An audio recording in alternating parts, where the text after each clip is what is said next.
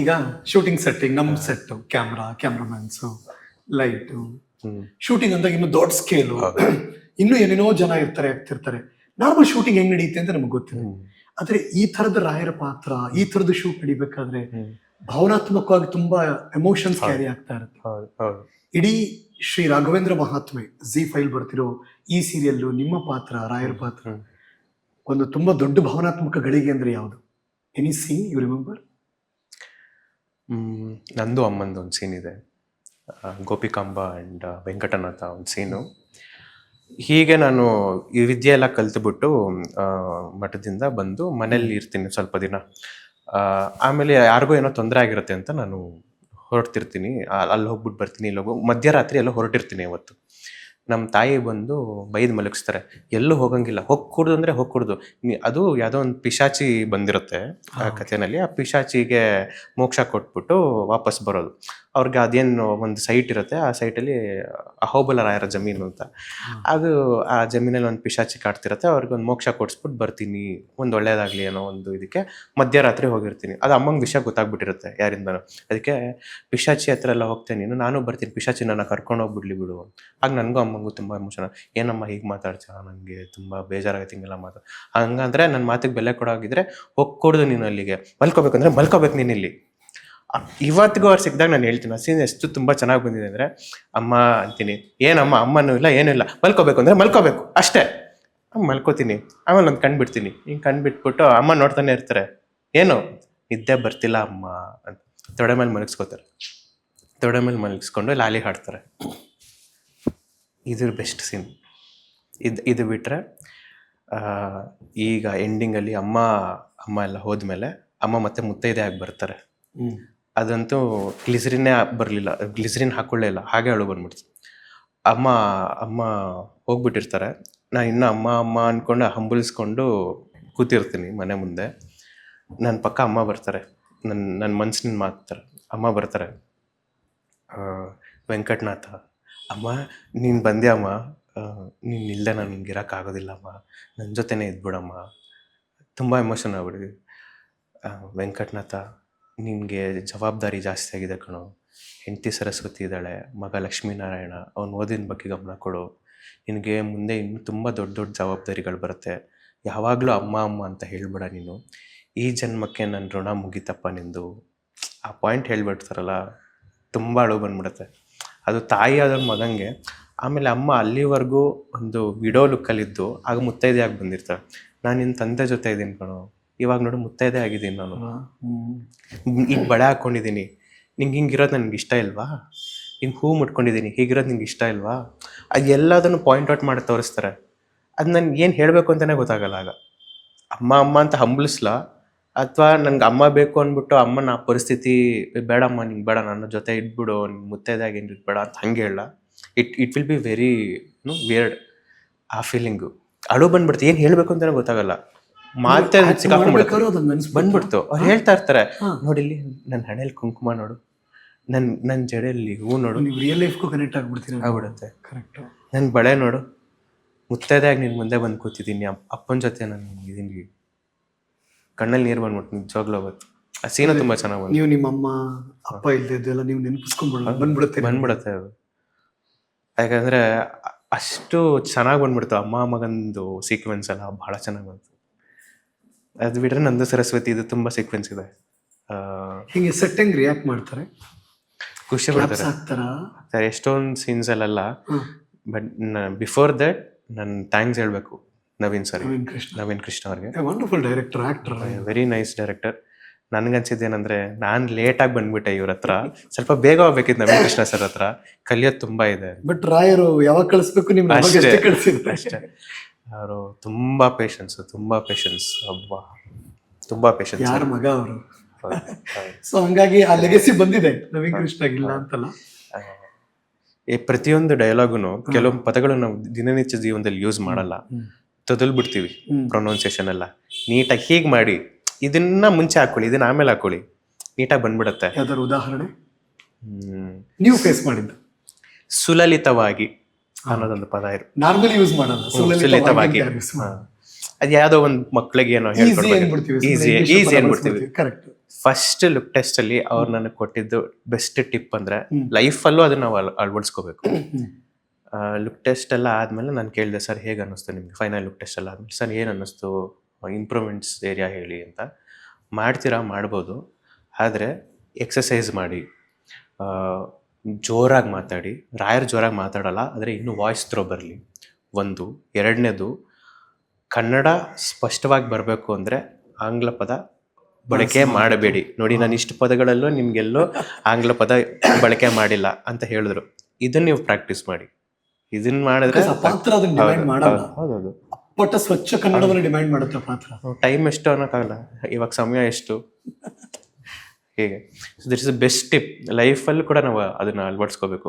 ಯಾಕಂದ್ರೆ ಇವಾಗಿನ ಟ್ರೆಂಡಲ್ಲಿ ನಾವೆಲ್ಲ ಇಂಗ್ಲೀಷ್ ಮೀಡಿಯಮಲ್ಲೇ ಓದ್ಕೊಂಡ್ ಬಂದಿರೋದ್ರಿಂದ ಕನ್ನಡನ ಮರಿತಿಲ್ಲ ನಾವು, ಆದ್ರೆ ಬಳಕೆ ಕಮ್ಮಿ ಮಾಡಿರೋದ್ರಿಂದ ಆ ಪದ ನಮಗೆ ಬೇಕಂದಾಗ ಬರೋದಿಲ್ಲ, ತುಂಬಾ ಲ್ಯಾಗ್ ಆಗುತ್ತೆ. ಓ ಇದಕ್ಕೇನಂತಾರೆ, ಓ ಅದಕ್ಕೇನಂತಾರೆ ನೆನ್ಸ್ಕೋಬೇಕು.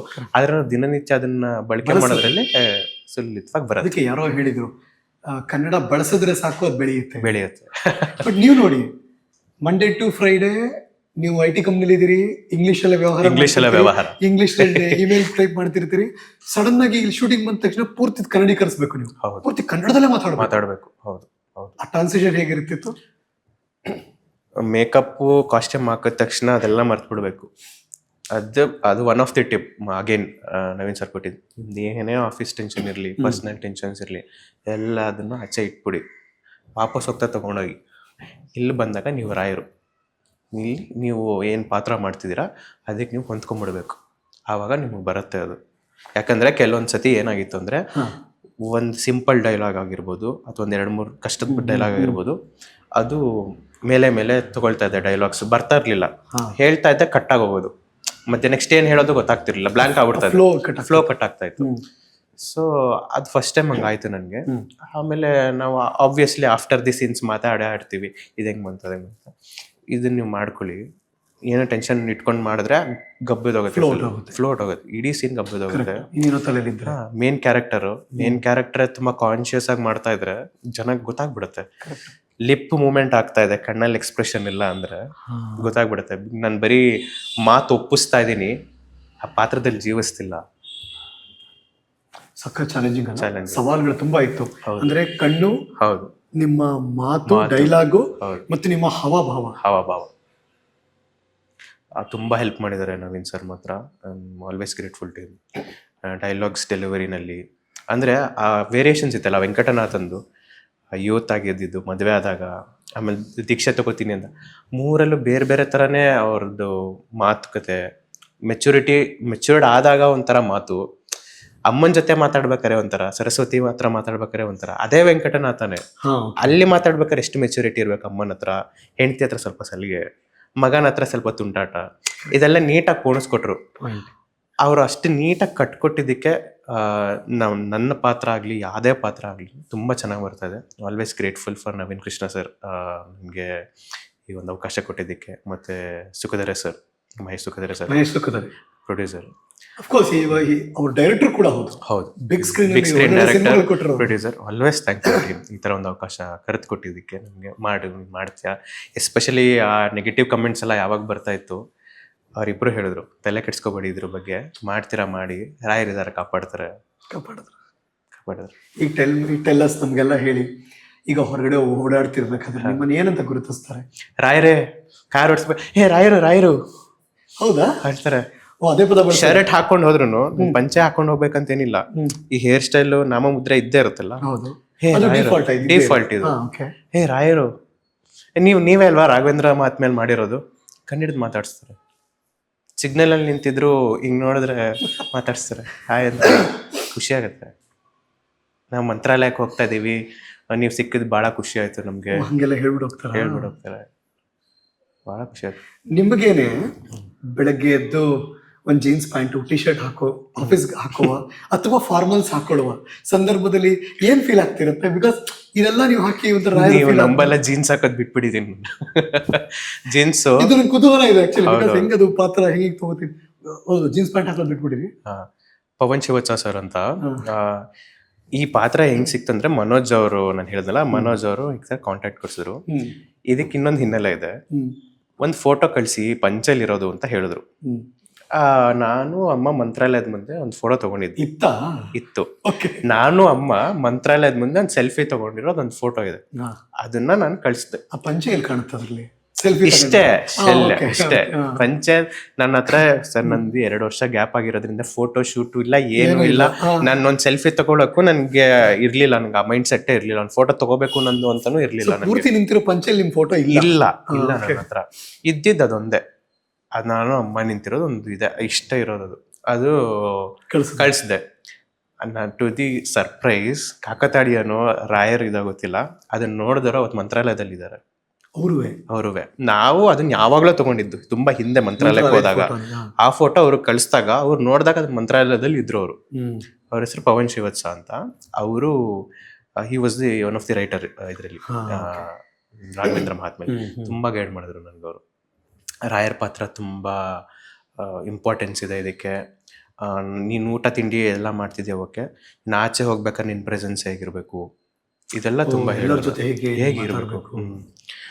ಹಿ ಸೆಡ್ ಜೀನ್ಸ್ ಪ್ಯಾಂಟು ಮತ್ತೊಂದು ನೀನು ಹಾಕು ನಿನ್ನಿಷ್ಟ, ನಾನು ಬೇಡ ಅಂತಿಲ್ಲ. But if you wear cotton clothes, ಖಾದಿದು ಮತ್ತೊಂದು ಹಾಕಿದ್ರೆ ನಿನಗೆ ಆ ಫೀಲ್ ಗೊತ್ತಾಗುತ್ತೆ. ನೀನು ಹಾಕಬಾರ್ದು ಅಂತ ನಾನು ಹೇಳ್ತಾ ಇಲ್ಲ, ಆದರೆ ನೀನು ಪಾತ್ರ ಮಾಡ್ತಿರೋದ್ರಿಂದ ಜನರು ನಿನ್ನ ಆ ದೃಷ್ಟಿಯಲ್ಲಿ ನೋಡ್ತಿರ್ತಾರೆ. ನೀನು ಜೀನ್ಸ್ ಪ್ಯಾಂಟು ಟಿ ಶರ್ಟ್ ಹಾಕೊಂಡೋದ್ರೆ ನನಗೇನೂ ಪ್ರಾಬ್ಲಮ್ ಇಲ್ಲ, ಸೀರಿಯಲ್ಗೇನು ಪ್ರಾಬ್ಲಮ್ ಇಲ್ಲ. ಅವ್ರ ಮನ್ಸಿಗೆ ಎಲ್ಲೋ ಒಂದು ಕಡೆ ಅನ್ಸುತ್ತೆ ಇವರ ರಾಯರ್ ಪಾತ್ರ ಮಾಡ್ತಿರೋದು ಅಂತ. ಆ ಒಂದು ಮೀನಿಂಗಲ್ಲಿ ಹಿ ಕನ್ವೆಟ್ ವೆರಿ ಬ್ಯೂಟಿಫುಲಿ. ನಾನು ಹೌದಲ್ವಾ, ಹೌದು ಕರೆಕ್ಟು ಅಂತ. ಆಫೀಸ್ಗೂ ಅಷ್ಟೇ ಕಾಟನ್ ಪ್ಯಾಂಟ್ಸ್ ಇದು ಇರೋದು, ಜೂಡಿಯೋಲೆಲ್ಲ ಸಿಗುತ್ತಲ್ಲ ಆ ಥರದ್ದು. ಜೀನ್ಸ್ ಪ್ಯಾಂಟ್ ಹಾಕೋದೇ ಇಲ್ಲ ನಾನು ಇವತ್ತಿಗೂ. ಜೀನ್ಸ್ ಪ್ಯಾಂಟ್ ಇದೆ, ನಮ್ಮಮ್ಮ ಹೇಳ್ತಾರೆ ಆಫೀಸ್ಗೆ ಹಾಕೊಂಡೋಗು, ಆಯ್ತಲ್ಲ ಇಲ್ಲ ಅಂತ. ಅದೇನು ಹಾಕೊಳಕ್ಕೆ ಮನ್ಸಿಲ್ಲ. ನೀವು ಕೇಳಿದ್ರಲ್ಲ ಚೇಂಜ್ ಏನು ಅಂತ, ಜೀನ್ಸ್ ಹಾಕೊಳಕ್ಕೆ. ಏನೇನ್ ಚೇಂಜ್ ಆಯ್ತು ಶ್ರೇಯಸ್ ಇಡೀ ಡೇ ಟು ಡೇ ಲೈಫ್ ಅಲ್ಲಿ? ರಾಯರ್ ಪಾತ್ರ ಮಾಡ್ತಿರುವಂತಹ ಶ್ರೇಯಸ್ ಕಶ್ಯಪ್ ಬದುಕಲ್ಲಿ ಏನ್ ಚೇಂಜ್ ಆಗೋಯ್ತು? ಮೊದ್ಲು ಹಿಂಗಿದ್ದೆ, ಹಿಂಗಿದ್ದೀನಿ ಸರಿ. ಒಂದು ಜೀನ್ಸ್ ಪ್ಯಾಂಟ್, ಆ ಪ್ಯಾಂಟು ಶರ್ಟ್ ಅದ್ರ ಬಿಟ್ಬಿಟ್ರಿ. ಕೋಪ ಆಯ್ತು ಸ್ವಲ್ಪ. ಅಮ್ಮ ಮಗ ಕಿತ್ತಾಡ್ತೀವಿ ಏನೋ ಒಂದು ವಿಷಯಕ್ಕೆ, ಎಲ್ಲರ ಮನೇಲೂ ಇದ್ದಿದ್ದೆ. ಆ ಕೋಪ ತಣ್ಣಗಾಗ್ಬಿಟ್ಟಿದೆ ಇವಾಗ.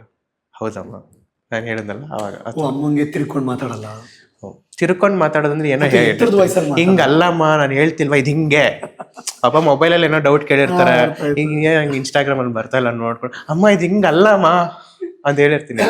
ಈಗ ಅದೆಲ್ಲ ಕೊಡಿ ಇಷ್ಟ ತಾನೆ ನೋಡ್ಕೊಂಡು ಹಿಂಗಾಗ್ಬಿಟ್ಟಿದೆ. ನಿಮ್ಮ ಅಮ್ಮಂಗೆ ಅನ್ಸಿರ್ತಾರ ಮಗ ಬದಲಾಗ್ಬಿಟ್ಟ ಅಂತ? ನೋಡ್ತಿರ್ತಾರೆ ಹಿಂಗೆ, ಟಿವಿ ನೋಡೋದು ನನ್ನ ನೋಡೋದು, ಟಿವಿ ನೋಡೋದು ನನ್ನ ನೋಡೋದು.